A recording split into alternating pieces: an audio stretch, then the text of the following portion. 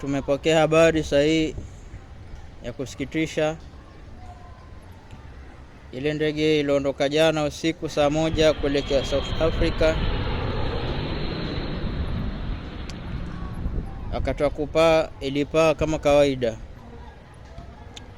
Ilipofika karibu na South Africa pale, ndege kama ile ikaanza kutikisika. Ukaona mtikisiko kwenye ndege. Watu wakaanza kupiga kelele hapo, wengine wakalia,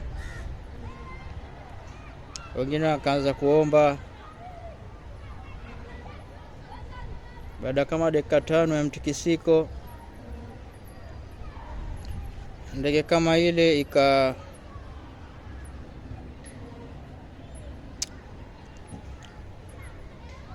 ndege ikarudi hali yake ya kawaida, ikaendelea na safari.